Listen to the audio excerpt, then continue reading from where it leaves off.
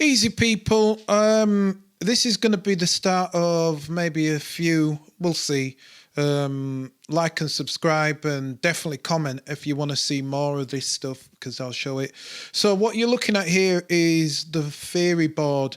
I was going to do a review on it, but I think kind of at this stage how it is, it kind of it doesn't seem like there's any point.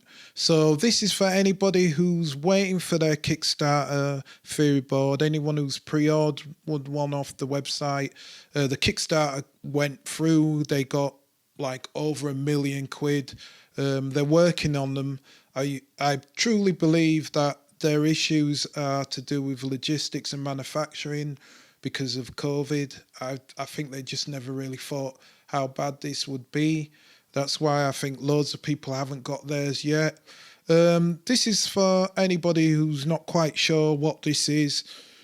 So this at the moment is 021 April 2021. And this is the firmware at that stage. So lots of things may differ, but I'm going to kind of take you through the basics of what I've discovered with this in a week. I'm not going to discuss if it's worth it or not, because your mileage may vary. I would basically say if you have a pretty decent knowledge of music theory, I can't see you having any reason for that. What I mean by a pretty decent knowledge of music theory is you would understand what a C13 flat 5 would be, and you would understand how to create a progression out of that. You know the circle of fifths backwards, anything like that. And yeah, then you it wouldn't be for you, and you can play till the cows come home. Somebody could sing you something, you could play it. This isn't for you. This is for, I would say, for anybody who has ideas but just they can't play for toffee. They know what a C is, and they know what an F is. They know the difference between the black and white keys on a keyboard, and that's it. I would say you're there. Anything above there where you're able to put simple chords together with 3 fingers, maybe even if you can put chords together with 4 fingers and you're able to work out the bass into a chord, anything like that, it's still good for you, and you're in that ballpark. I would say the concept of this is brilliant in a hardware piece. Yes, there's other things that you can use to do this, but in my personal opinion, they're far more convoluted to the end results you can get with this. For me personally, the only upsetting thing for me so far is I thought I'd be able to get this and use it live. So like I thought I'd be able to go out when the world opens up again, and I'd be able to use this as my main keyboard, and I could just show off and pretend I'm Stevie Wonder because I'm being able to play everything right and the chords. I'd say the way this is now, that's not what you can do, because you can record stuff for it in real time and everything, but you wouldn't be able to play a live set with this. You wouldn't. Like I said, if they change the firmware and they give us the firmware they promised from day one, that might change, because then you can have MIDI in and you could actually use a keyboard, and then you could assign keys and that lot, and then that's a different ball game. Anyway, we're not talking about what we want, we're talking about what we've got, because we use the things we've got, not the things we want.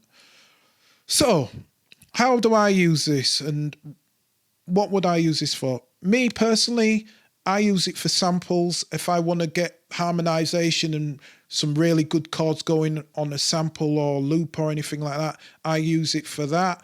It means I'm not humming and trying to guess and feel notes, because they're actually the chords that exist, and I can change the inversions and stuff like that. So it's just a case of working with it. And I would say I can, if I wanted to do tunes in fields that I normally don't do tunes in, like say if I wanted to do some classical music, it would be a doddle with this. If I want to do jazz, it's a doddle with this. If I want to do any kind of music, it's a doddle, because you don't have to think of the chord structure. You only have to think of the notes that you're pressing and say, yeah, do I like that? Do I not like that? So what is this? This side is chords, this side is melody. In example, at the moment I've got this on harmonic C, so if I press this, I get the C chord, which is C, E flat, and G. This section here is scales. So what I mean by that is if I press that, this section here, up from here, from 6 onwards, as an example, these have got nothing to do with this per se. I'm just showing that so that you understand. From this up to here is the chords used in 4 octaves. So you can move them octaves up and down, which I'll show you in a minute. And yeah, that's basically that on that side. And then on this side is the chord I do. So what this means is harmonic C means all of these chords work together with harmonic minor C. So if I go, all of these are in that scale, but these are the chords what work together harmonically in that scale. Hopefully that makes sense to you. On this side, you've got the scale. So this is the harmonic C scale, as opposed to just minor C scale, which I like me. This is a nice simple piano one. But anyway, I digress. Switch that back. So yeah, so you've got your chords here, you've got your scales here, and you've got whatever the chord is you press here. So up at the top, this is quick changing, so you can quickly change. So I could change from harmonic C minor to harmonic D minor. So these are all the chords for harmonic D minor now. So if I want to do that, that's a quick way of doing it. If I want to get back to the original one, all I have to do is press number 1, and that'll take me back to the original foundational setting that I set up, which I'm going to show you in a minute. On top of here, you have all the scale types within, like all the relatively scale types, all the relative scale types of harmonic minor C is the easiest way of me describing that. That means any of these scales what work well with harmonic C are on here now. So if I go here, then I've got Ionian,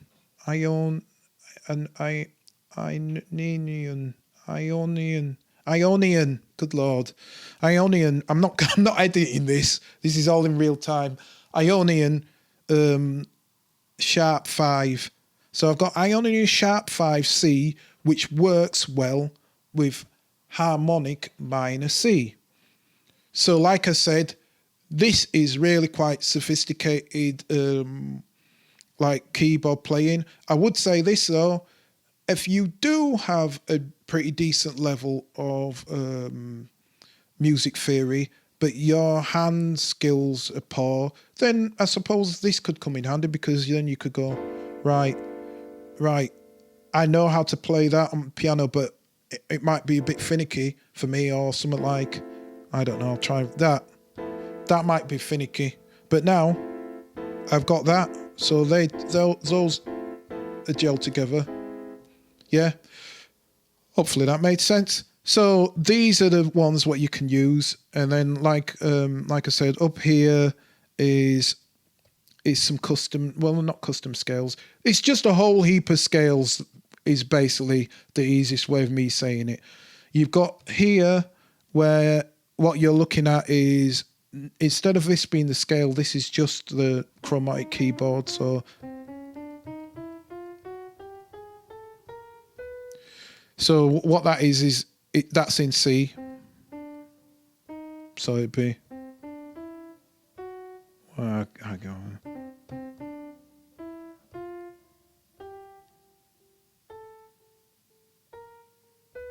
Yeah, you know what I mean. My music theory skills are terrible, and 5 is the pentatonic. So there you go. These two are just for this side. All of these are for that side. So that might be something, just in case anybody was confused when they pressed that and they were like, well, I don't understand, nothing's changed here. And it's like, these two are for this side and all of this stuff is for that side. And like I said, to get back to what your foundational one was, you press 1. Okay.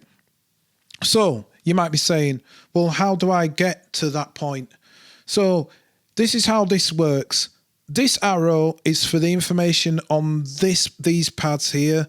This arrow is for the information on these pads here. These up and down arrows are cursor arrows, so they'll just take you up and down. So you, like, for example, I can go up and down this. Now I was in harmonic minor C, I can go here, and now I'm in harmonic minor A.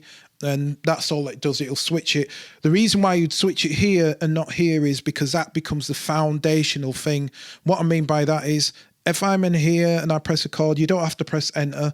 After you've pressed enter once, you can just press a chord and it'll just log off. I'm in harmonic minor A. So what that means is all of these scales work with harmonic minor A. But if I press F here, that's not going to change to harmonic Romanian minor F. It's going to remain in Romanian minor A. It's going to switch back, sorry. It's going to switch back. So a better way of me saying that is you need to change this information foundationally up here first.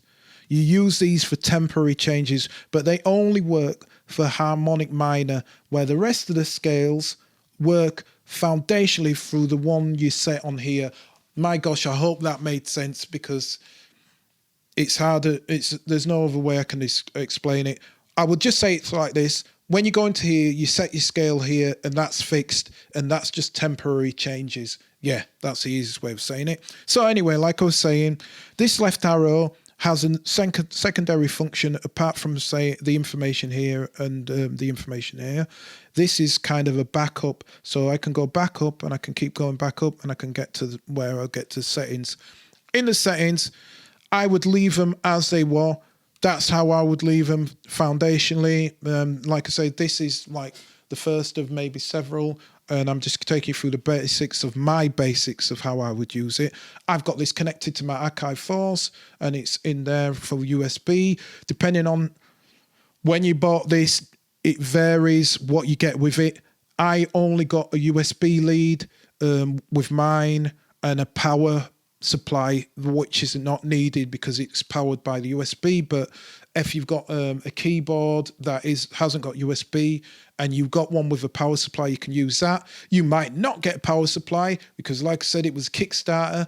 And the truth, what I observe is the later on you get something, the better off you are. So if you're waiting, getting angry, you'll probably be better off, because you might end up giving you MIDI leads and the sustain lead. Mine didn't come with any of that stuff, so I've just used a mini mono jack to use for sustain. So that's the sustain on my thing here, so I can go. That's just what I've got. So yeah, like I said, your mileage may vary on that stuff anyway. So like I says, you go back here. So we'll go back. So we've got settings. So you've got button sensitivity. I don't know. That's up to you. If you want to change that, you might not. I don't know. Whatever. MIDI out. Your MIDI options are, you can have this go out to one channel, you can have this go out to the other channel. So you can have chords on there and then a thing on another. Me personally, I don't see the point of that. I can just change on here. It's all right. It's not a big deal. It depends on to that person, up to you. I don't need that. And then you've got your live chords update. This is slightly, might go down one. The only thing I would say maybe you'd want to change from time to time, not always, is say mute chord off. When it's on, if I press that, you don't hear that chord, but you have the notes on here. So the idea would be that you could probably use this live. Do you know what I mean? But because of the way these buttons are, they just don't feel right. Anyway, for me, they don't feel right.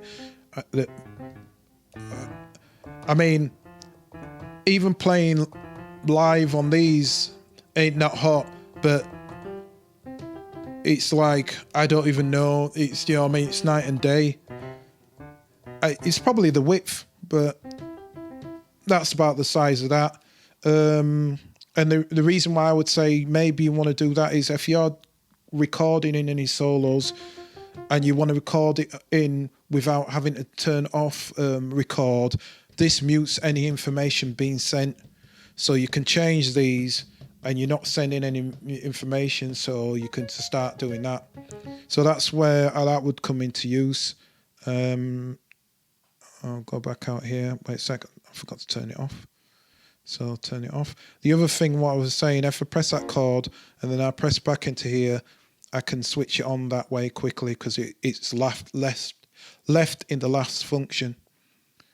Okay, anything else that you might want to know? Oh yeah, you've got strum. I would ignore that. Yeah, I don't know. It's up to you. There's not. It's weird. I think it's very poor. So I don't use it. I might as well just use my thing and move out the notes myself, or use the arpeggiator when they get this working properly on the Akai Force. Simple chord mode. Personally, I can only think of one reason why you would use this is if you were making dub. If you weren't doing dub, it's a waste of money even getting this to put it into simple chord mode, because all you're going to have in simple chord mode is triads, i.e. 3 notes. So unless you don't have 3 fingers, you're not getting any exotic things, and I just don't see the point. You might as well use that. You might as well use the full thing.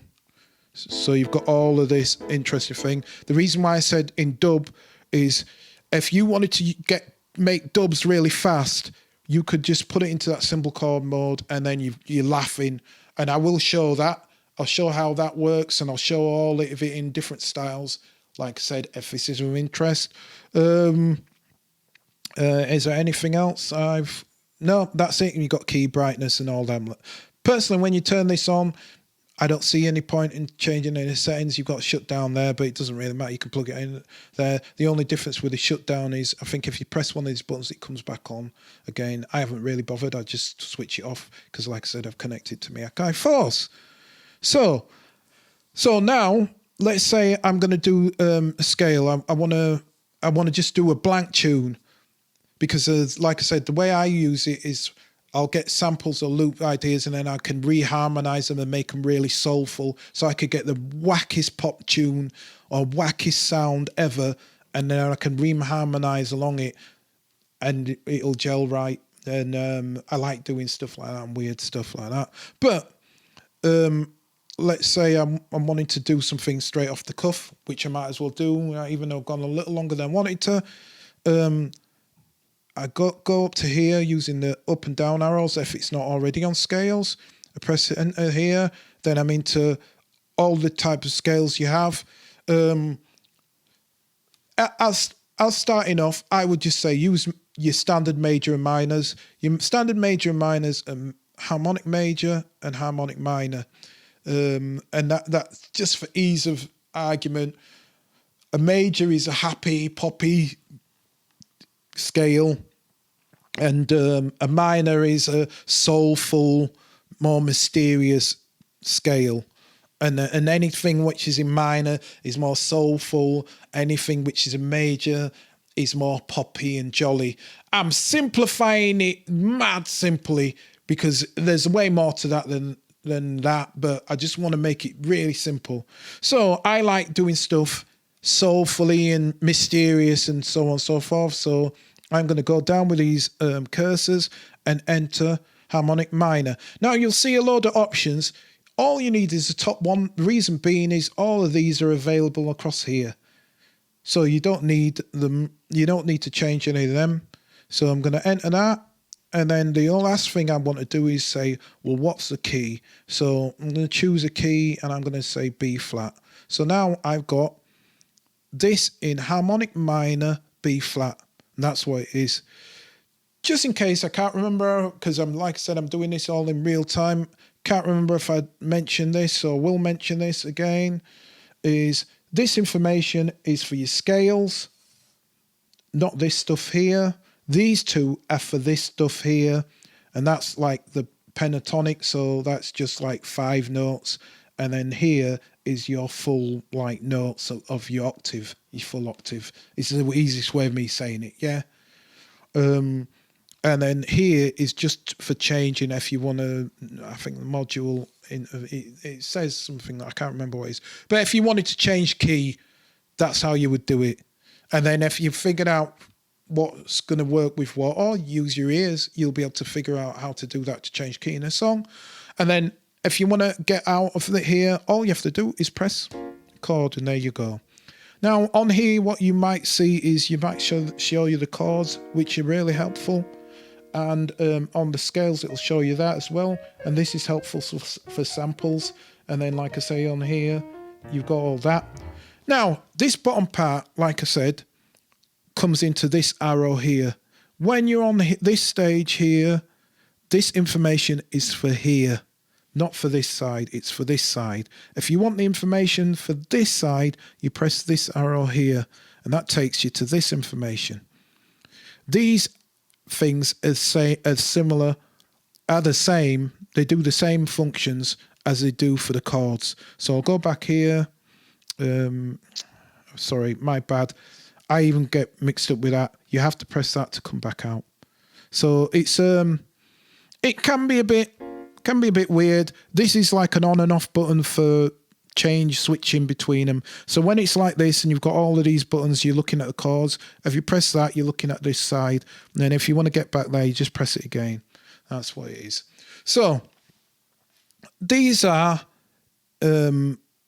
like your octaves where that chord's played, for want of a better way of saying it. So like that's played, and it's stacking, the stacking kind of chord. So if I press this here and that's flashing, it's still the same. If I took that off and I moved it to here, I've just moved up. So the chord has moved up. It hasn't inverted or anything. It's just moved up. It's just where it plays. Yeah. So that's the way that works.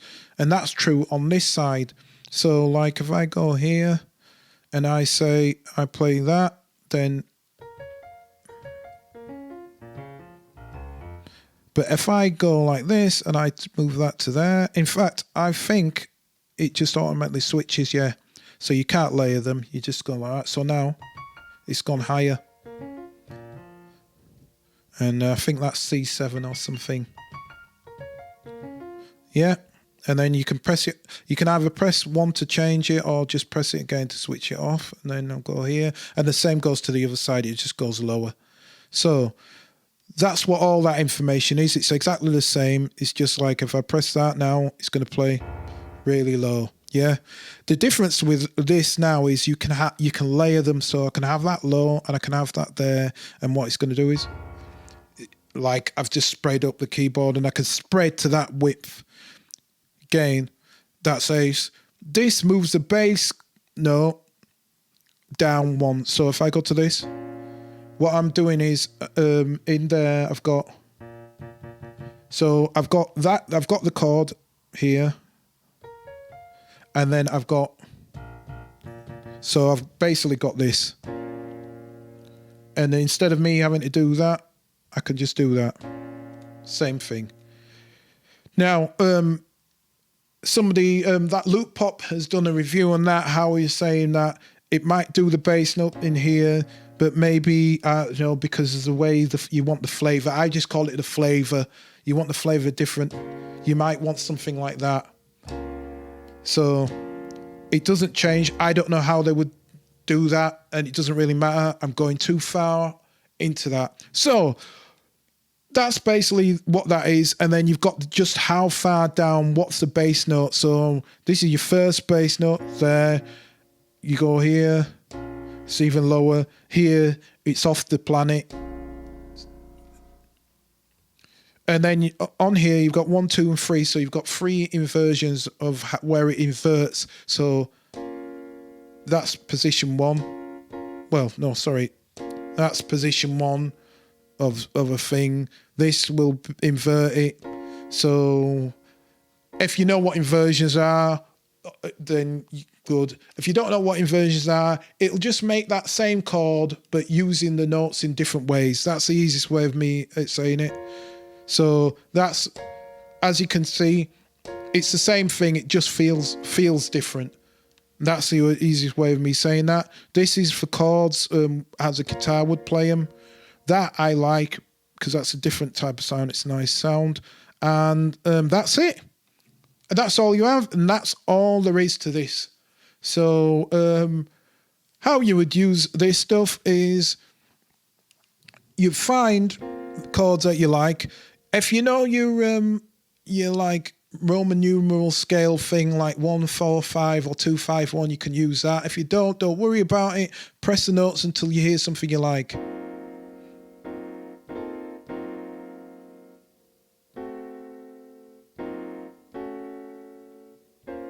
Right.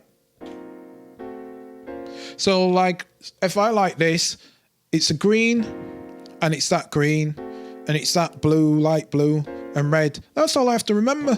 And this is where it comes easy. And then maybe I go, that's too exotic.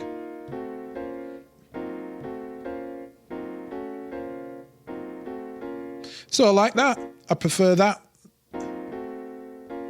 So then, right, let's record that. So what have we got? So it's that, that, and that. So go like that. 2, 3, 4.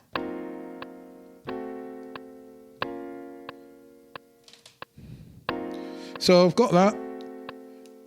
And then because I know what the chords are, I can go, all right, that's the first one. That's the second chord. I can make all of this work in harmony, total harmony. So I'll record that in, say, for example. And then I can go to the next chord. What was... And I can move around. And then I see...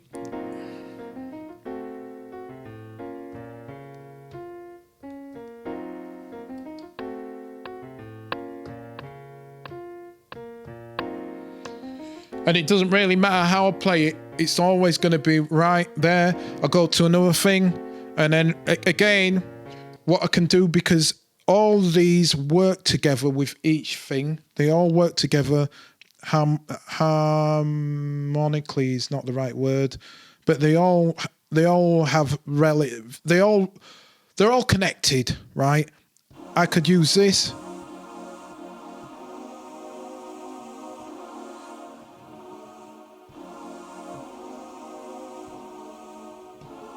I don't know. Maybe I'll use that. I'm just making this up as I go along. So there we go.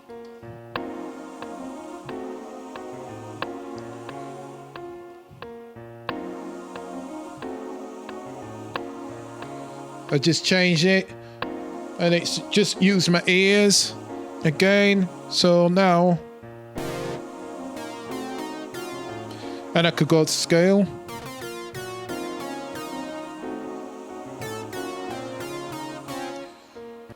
And you get the general idea. I mean, that took no time at all. I was yabbing and I wasn't even thinking about it.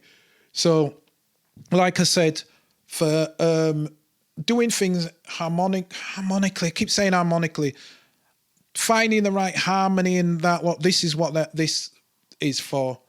And if you like it, not this, but if you like to see more of this, me talking about ways that you can use a Theoryboard, then like and subscribe, but definitely comment, tell me if this is something you want to see, and I'll do a series using it, doing different things. There's not really much more I think I could say about this. It's just really a piece of plastic with pads on it, but the quality of this is the information here, actually the coding, because they have utilized some really good coding. Like I say, the minute they have the features that they said would be there in day one, this elevates it. Is it worth getting? I don't know. I could go into a mad diatribe of how music's changed and the value of music's changed, and that. But then again, I'll be off into the weeds. So I would say, if this is something from what you're going to see or what you see now, and this is of an interest to you, and you can't play for toffee, then I would say this is definitely worth looking at it, especially if you don't want to be up on a computer and you want something where you can just plug it in and, yeah, I can do it. Then this is really compelling. All right, then. I'll catch you soon. Wow, 30 minutes. All right, take it easy. Peace.